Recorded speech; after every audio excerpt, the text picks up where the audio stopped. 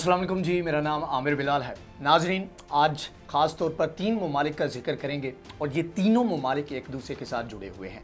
ख़ास तौर पर पाकिस्तान और तुर्की के अमेरिका के साथ जो पास्ट में रिलेशन रह चुका है उसका जिक्र करेंगे और अभी की जो सूरत हाल है इसके ऊपर भी बात करेंगे कि इस वक्त क्या नई डेवलपमेंट्स हो रही हैं। सबसे बड़ी डेवलपमेंट तो ये है कि अमेरिका की जानिब से जो स्टेट ओन, जिस तरह हमारा पाकिस्तान का नेशनल बैंक ऑफ पाकिस्तान है, इसी तरह जो तुर्की है उनका एक स्टेट बैंक है जिसके खिलाफ नई पाबंदियां लगाने का फ़ैसला किया जा रहा है। और हाल्क बैंक है जिसका ये स्टेट बैंक है तुर्की का, इसके खिलाफ नई पाबंदियां लगाई जाएंगी। तो आप समझ सकते हैं कि अगर किसी मुल्क के स्टेट बैंक के ऊपर पाबंदी लगेगी तो उसका जो इकोनॉमी को एक बहुत बड़ा धचका लगेगा। मुआशी तौर पर भी अगरचे बहुत तेज़ी के साथ प्रोग्रेस कर रहा था तुर्की, लेकिन कुछ चीज़ें ऐसी हुई जिसके बाद काफ़ी मुश्किलात का सामना करना पड़ रहा है। एक तरफ तो तुर्की की जानिब से रजब तैयब एर्दोगान एक अच्छी पेशरफ्त हुई है, वो ये है कि वो भी उन ममालिक में शामिल होने जा रहे हैं जो कि चांद के ऊपर कदम रखेंगे और 2023 तक, मतलब कि 2023 इंतहाई अहमियत का हामिल है, क्योंकि 100 साला मुआहदा जो था ब्रिटेन एम्पायर के बाद खिलाफत उस्मानिया के गिरने के बाद जो एक किया गया, तो वो मुआहदा जो है वो ख़त्म होने जा रहा है। तो ऐसे में जितने भी टारगेट सेट किए जा रहे हैं इस वक्त तुर्की की जानिब से, वो ये सेट किए जा रहे हैं कि वो 2023 तक क्या अचीव करना चाहते हैं। तो ये एक अच्छी डेवलपमेंट है। लेकिन जब आप अमेरिका की बात करते हैं तो अमेरिका नेटो अलाई है और तुर्की भी वहाँ नेटो का हिस्सा है, तो ये आपस में एलाइज रह चुके हैं। लेकिन इसके बावजूद जो बाइडन है, जो बाइडन अगरचे बड़ी डेमोक्रेसी की बात करते हैं, बड़ा वो एक कह लें कि लॉफुली और इखलाकी तौर पर उन्होंने बड़ी बातें की यरूशलेम को लेके, फ़लस्तीन को लेके, इसके अलावा अरबों को लेके, इवन के पाकिस्तान का जो कश्मीर का मसला है इसको लेकर, और भारत को भी उन्होंने थोड़ा सा टफ टाइम दिया हुआ है। तो ऐसे में जब तुर्की की बात आती है तो वहाँ पर उनका वो डेमोक्रेसी जो है वो थोड़ा सा पीछे चली जाती है, क्योंकि इससे पहले जब इलेक्शन कैंपेन चल रही थी जो बाइडन की, तो बड़े सख्त अल्फाज यूज़ किए थे उनकी जानिब से रजब तैयब एर्दोगान के लिए। अब तुर्की नहीं चाहता कि बहुत सारी वो चीज़ें जो कि अच्छे से चल रही थी उनको वो खराबे। डोनाल्ड ट्रंप के साथ कुछ रिलेशन अच्छे थे तैयब एर्दोगान के, तो तब ट्रंप ने सिर्फ बयानबाजी तक वो रहा और उसने इतने ज़्यादा जो है वो सख्त इकदाम नहीं किए। लेकिन जो बाइडन है वो इस तमाम तर चीज़ों को लेके सीरियस नज़र आते हैं। तो इस चीज़ का अंदाज़ा तुर्की को है। यही वजह है कि उसने जो S-400 की जो डील थी उसके ऊपर जो मज़ीद फर्दर उसके ऊपर इम्प्लीमेंट करने के ना करने के ऊपर उसने इशारे देना शुरू कर दिए हैं। और कोशिश वो ये कर रहा है तुर्की इस वक्त के अमेरिका के साथ ताल्लुकात अच्छे हों और अमेरिका का जो F-35 का जो प्रोग्राम है उसको दोबारा से वो ज्वाइन कर ले।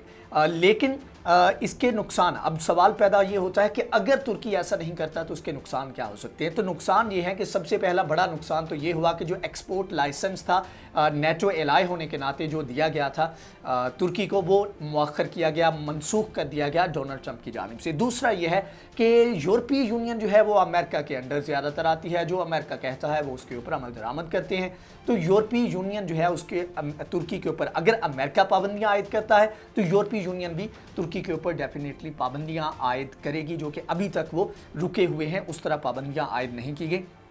तो ये लूज़ लूज़ सिचुएशन है तुर्की के लिए। तो तुर्की चाहता है कोई ऐसा बीच का रास्ता निकाला जाए कि कोई हार्ड स्टांस अपनाने से जो बाइडन को रोका जाए। लेकिन यहाँ पर एक तरफ तो ये सूरत हाल है, दूसरी तरफ पाकिस्तान के कुछ मामलात को लेकर ऐसे कह लें कि जो अफ़गानिस्तान के अंदर पीस प्रोसेस चल रहा है उसमें पाकिस्तान का की रोल है। इसकी वजह से बहरहाल अमेरिका को पाकिस्तान की ज़रूरत है। तो जिस तरह का एक कह लें कि रैश और रूड रवैया जो है जो बाइडन की जानिब से तुर्की के साथ अपनाया जा रहा है उस तरह का पाकिस्तान के साथ नहीं। लेकिन जो दोनों ममालिक हैं तुर्की और पाकिस्तान की बात करें तो इनके इंटरेस्ट आपस में मैच करते हैं। लेकिन जब आप तुर्की और अमेरिका की बात करते हैं तो इंटरेस्ट पहले अगर मैच करते थे, लेकिन अभी इनके इंटरेस्ट मैच नहीं करते। और जब ब्लिंकन सेक्रेटरी ऑफ स्टेट हैं और जो बाइडन जब ऑफिस में आए तो उन्होंने जो एक वाज़े पैगाम जारी किया, उन्होंने कहा कि पूरी दुनिया में हम देखेंगे कि अमेरिका का इंटरेस्ट क्या है, अमेरिका का फ़ायदा क्या है। अगर किसी मुल्क के साथ हमारा इंटरेस्ट मैच होता हुआ तो तब हम पेशरफ्त करेंगे, और जो फेवर्स हैं, एक्स्ट्रा फेवर्स हैं जिस तरह सऊदी अरब को दी गई, तो ये फेवर्स जो हैं हम उनके ऊपर नजर षानी करेंगे। तो अब तुर्की की जब बात करें तो तुर्की का जो रजब तैयब एर्दोगान है उनका बिल्कुल वो इस्लामिक इंटरेस्ट जो है इस्लामिक स्टेट्स जो हैं उनको सपोर्ट करते नज़र आ रहे हैं। उनका एम जो है वो बिल्कुल डिफरेंट है और अमेरिका के साथ वो कहीं भी मैच नहीं करता। सिर्फ मिडल ईस्ट के इलाके को ले ले तो मिडल ईस्ट के अंदर जब बराक ओबामा थे, जब नायब सदर थे जो बाइडन, तो तब वहाँ के जो कुर्दिश ग्रुप थे PKK, उसको जो है फाइनेंशियली और मोरल भी और इसके अलावा जो है फिजिकल सपोर्ट भी जो बाइडन जो है वो करते रहे, बराक ओबामा करते रहे।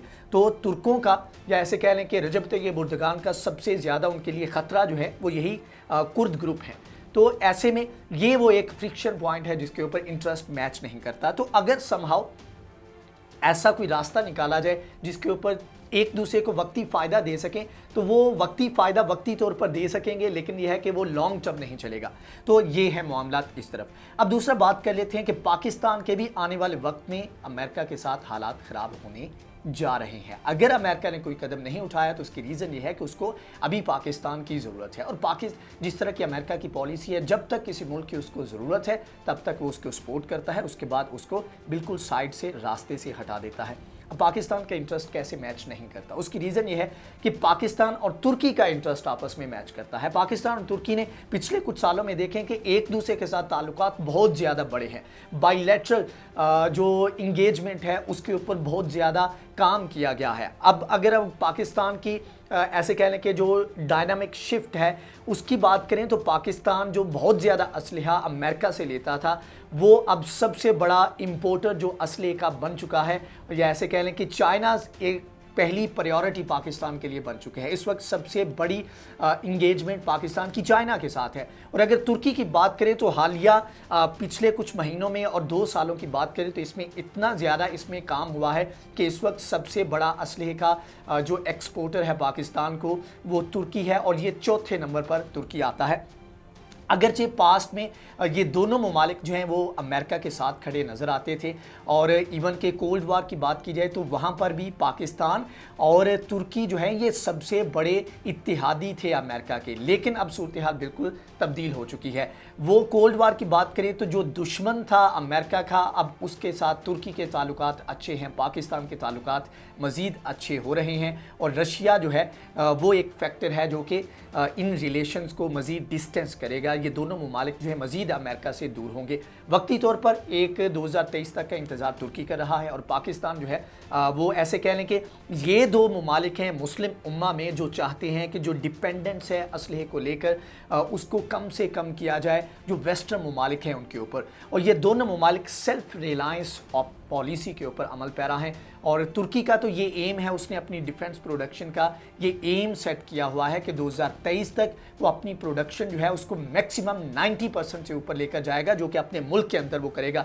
अगर मज़ीद पाबंदियाँ आयद होती हैं तो उसमें थोड़ा सा स्लो डाउन हो सकता है प्रोसेस, लेकिन जब रजब तैयब एर्दोगान के ऊपर, तुर्की के ऊपर डोनाल्ड ट्रंप ने पाबंदियाँ आयद की और एक्सपोर्ट लाइसेंस मुअत्तल किया गया तो उस वक्त तैयब एर्दोगान का बयान ये था, उसने कहा था कि हमारा जो एक प्रोसेस है कि हम सेल्फ रिलायंट बनना चाहते हैं तो ये प्रोसेस अब तेज़ हो जाएगा। और ऐसे कहने को उन्होंने कहा हमें बहाना मिल गया है और हम मज़ीद तेज़ी के साथ अपनी प्रोडक्शन जो है उसके ऊपर काम कर सकते हैं। तो ये चीज़ें हैं, आने वाले वक्त में पाकिस्तान और तुर्की मज़ीद करीब आएंगे, चाइना और रशिया के करीब जाएंगे और अमेरिका से दूर होते जाएंगे। पाकिस्तान अब वो कोशिश भी नहीं करता कि अमेरिका के साथ उसके ताल्लुकात ऐसे हों जिस तरह पहले थे, क्योंकि पाकिस्तान ने बारहा अमेरिका को आजमाया है और अमेरिका ने हमेशा से पाकिस्तान का इस्तेमाल किया और उसको मुश्किल वक्त में छोड़ा है।